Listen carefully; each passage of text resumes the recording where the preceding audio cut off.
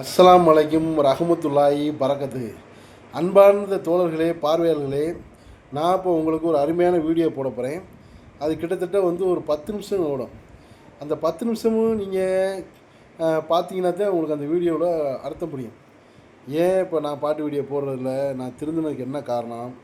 இதில் ஒருத்தர் கேட்டார், பாய் நீங்கள் என்ன பாவம் பண்ணிவிட்டீங்க? இப்போ எதுக்கு இப்போ நீங்கள் இப்படி பாட்டெல்லாம் அழிச்சிங்க?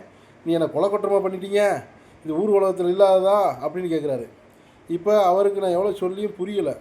அப்போ இந்த பாட்டு வீடியோலாம் நான் ஏன் அழிச்சேன், என்னுடைய நண்பர் எனக்கு என்ன உபதேசம் பண்ணுறாங்க அப்படிங்கிறத அவருக்கு புரிய வைக்கிறக்காண்டி நான் இப்போ என் நண்பர் என் வாட்ஸ்அப்பில் என்கிட்ட பேசுனதை நான் உங்களுக்கு போட்டு காமிக்க போகிறேன். சரியா?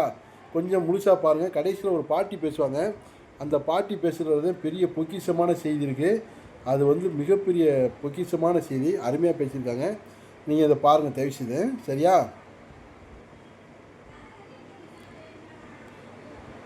அஸ்ஸலாமு அலைக்கும் வரஹ்மத்துல்லாஹி வபரகாத்து. அதாவது நான் உங்க மேல கடுமையான கோபத்தில் இருக்கேன். அல்லாஹ் குர்ஆன்ல இறையச்சத்திலும் நன்மையிலும் ஒருவருக்கொருவர் உதவி கொள்ளுங்கள் என்று அல்லாஹ் சொல்லி காமிக்கிறேன். பாவத்திலும் வரம்பு மீதிலும் ஒருவருக்கொருவர் உதவி கொள்ளாது என்று அல்லாஹ் சொல்லி காமிக்கிறேன். சரிங்களா? நான் உங்க வீடியோவை எதுவுமே பார்க்கறது கிடையாது. ஃபர்ஸ்ட் ஆஃப் ஆல் ஒரு விஷயம். ரெண்டாவது மார்க்கம் தெரியாதவனுக்கு இதே மார்க்கத்தை பத்தி எடுத்து சொல்லலாம். சரியா?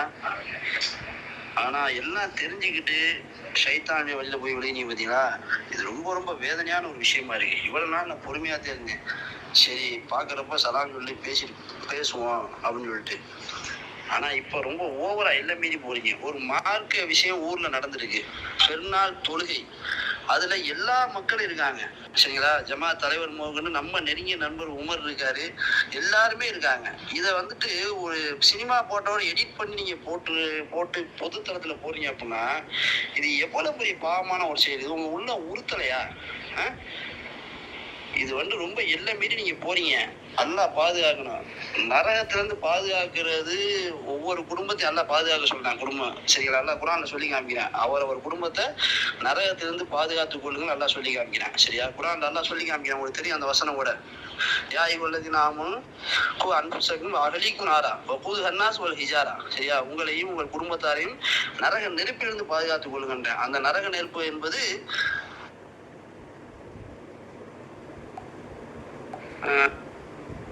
மனிதர்களும் ஜின்களும் கற்களும் ஆகும் என்கிறேன் அல்லாஹ். சரியா? நீங்கெல்லாம் நம்ம குடும்பம் மாதிரி, வேதனை தாங்க முடியாம நம்ம பேசிக்கிட்டீங்க. சரியா?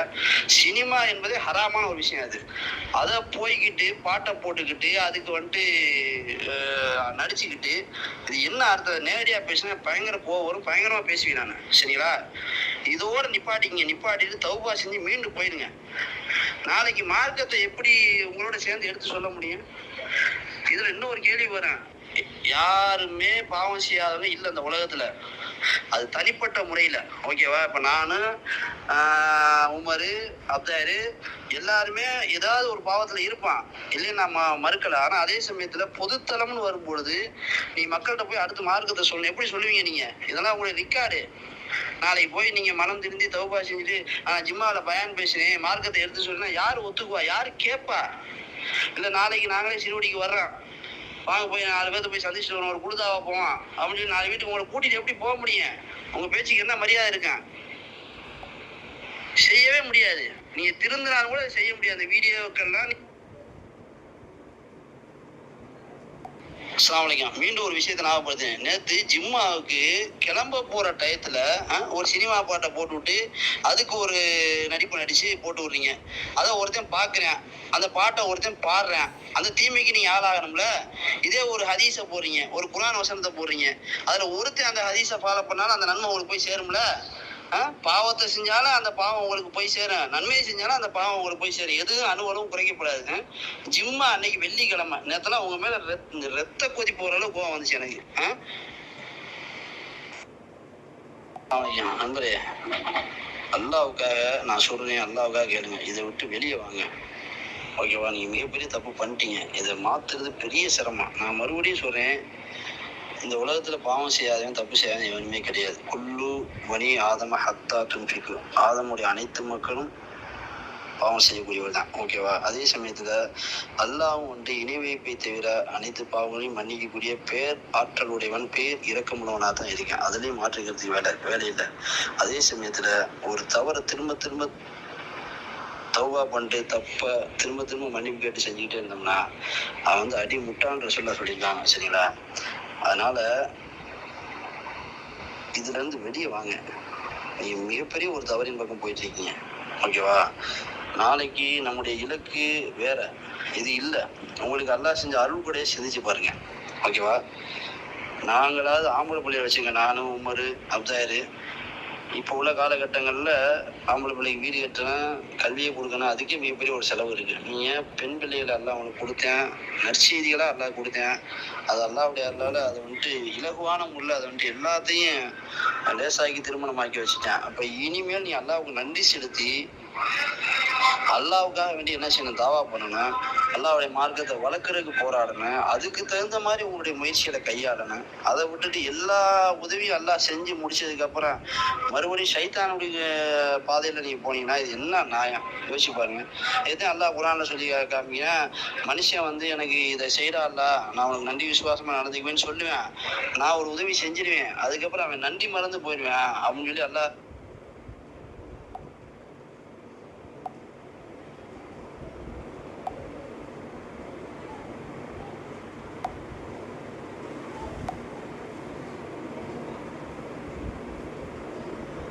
சில நன்றி கெட்ட மனிதர்களை பார்த்து அல்லாஹ் குரான்ல சொல்லி காமிக்கிறான். சரியா? அந்த இடத்துலதான் நீங்க செய்யக்கூடிய செயல் இப்ப இருக்கு. அல்லாஹ்வுக்கு நன்றி விசுவாசம் உள்ள அடியானா இருக்கணும், நன்றி கெட்ட அடியானா இருக்கக்கூடாது. நன்றி கெட்டவன அல்லாஹ் விரும்புறதே கிடையாது. சரிங்களா? அதனால இதை விட்டு வெளியே வந்துட்டு அல்லாஹ்வுடைய மார்க்கத்துக்காக என்ன செய்யணும் அப்படிங்கிறத என்ன செய்யுங்க, மூளையை யூஸ் பண்ணி அந்த செயல்பாட்டில் களத்தில் இறங்க.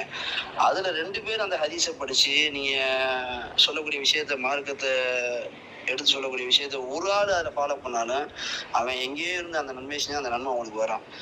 இதில் பல லட்சம் பேர் பார்த்து பல ஆயிரம் பேர் பார்த்தாலும் இது பூரா பாவந்தே மறுமையில் வந்து நமக்கு சொந்த அலிம்சலாம் அலமதுல்லா நம்பரே அல்ஹம்துலில்லாஹ். நீங்கள் அப்படியே போயிட்டே இருங்க. நீங்கள் நல்ல நல்ல வீடியோக்களை போடுங்க, ஒரு டிஃப்ரெண்டான வீடியோக்களை போடுங்க, அதில் பாவம் இல்லாத பார்த்துங்க. அதில் 10 பேர் பார்த்தாலும் கூட அதில் பிரயோஜனம் இருந்தால் கூட நமக்கு அந்த நன்மை கிடைக்கும். நம்ம செய்யக்கூடிய தொழிலில் வியாபாரத்தில் எல்லாம் மறைமுகமான அருளை கொடுப்பேன். இன்ஷா அல்லாஹ். அல்லாஹ்வுடைய அருள் வேணுமா, நீங்கள் எனக்கு பிடிச்ச மாதிரி நடங்கன்னு எல்லாம் சொல்லி காமிக்கிறேன். சரிங்களா? இன்னொன்று உங்களுக்கு ஞாபகப்படுத்த வேறு ஒன்றும் கிடையாது. இந்த உலகம் வந்து நமக்கு சிறைச்சாலைங்க, நம்ம விரும்புகிற மாதிரி வாழ முடியாது. சரிங்களா? இது காஃபி எழுதிட்டு இது சொர்க்கம். சரியா? அதனால் நமக்கு வாழ்க்கையில் கஷ்டங்கள், சோதனைகள், இன்பங்கள் இந்த வட்டத்துக்குள்ளே தான் ஓடிக்கிட்டு இருக்கான். அதனால் இந்த மோகத்துக்கு ஆளாயிர வேணாம், இதோட விட்டுருங்க. சாமின்பா, இதை பாருங்கள், இந்த கிளவிய ஒரு வாயில் பல்லு இல்லாத, ஒரு இஸ்லாத்தை ஏற்றுக்கொள்ளாத, ஒரு மாற்று மதத்தை சேர்ந்த ஒரு கிளவி, ஒரு ஈமான்னா என்னன்னு கூட தெரியாது. அது பாருங்கள், ஈமான் உள்ளவங்கள்ட்ட என்ன பேச்சு இருக்கணுமோ, என்ன செயல் இருக்கணுமோ அதை வந்துட்டு அது நான் சொல்லக்கூடிய விஷயத்த பாருங்கள். சரிங்களா? யதார்த்தமாக நான் பார்த்தது. ஓகேவா? அதனால்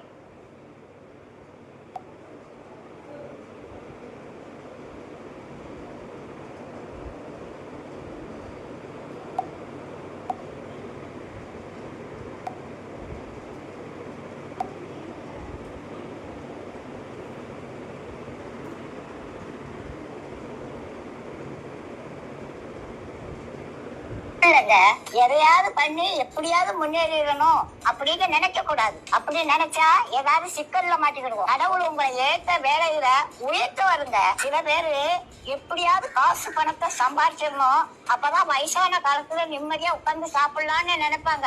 வயசான காலத்துல காசு பணம் எல்லாம் இருக்கும், ஆனா ஒன்னும் அனுபவிக்க முடியாது. பாட்டி வீட்டுல ஒரு எலி ரொம்ப நாளா தொண்டை பண்ணிக்கிட்டு இருந்தது. அதை எப்படியாவது பிடிச்சிருந்தோன்னு கூண்டுக்குள்ள ஒரு தேங்காய் துண்டை குச்சி வச்சேன். ஒரு 9 மணிக்கு சத்தம் கட்டிச்சு, எலி மாட்டிக்கிட்டுச்சு. சரி இருக்கட்டும், காலையில எந்திரிச்சு காட்டு பக்கத்துல கொண்டு திறந்து விடுவோம் அப்படின்னு நினைச்சு தூங்கிட்டேன். காலையில பார்த்தா எலி உள்ளதான் இருந்துச்சு. ஆனா அந்த தேங்காய் துண்டை அதை நக்கி கூட பார்க்கலங்க. எப்படி வச்சனோ அது அப்படியே இருந்துச்சு. ராத்திரி முழுவதும் உள்ளதான் இருந்துச்சு. அந்த தேங்காய் துண்டை திங்கலாம்ல, அதுக்கு மரண பயம் வந்துட்டு அதனால தேங்காய் துண்டை திங்கிறதுக்கு மனசு வரல. அதுக்கு தேங்காய் துண்டை விட நம்ம உயிர் பிழைச்சா போதும்னு அது இருந்துச்சு.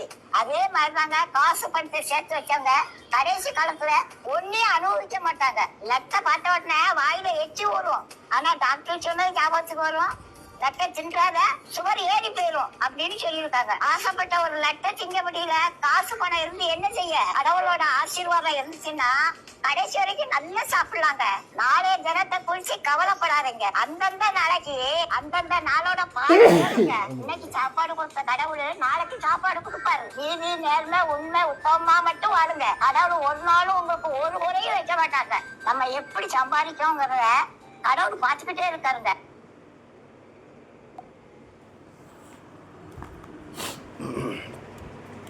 இப்போ தெரியுதா தோழர்களே, நான் செய்த பாவம் சிறுசு இல்லை என்று?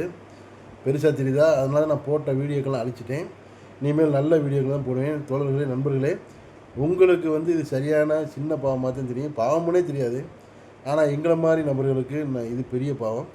அந்த பாவத்திலிருந்து நான் மீண்டு விட்டேன். நன்றி. அஸ்ஸலாமு அலைக்கும்.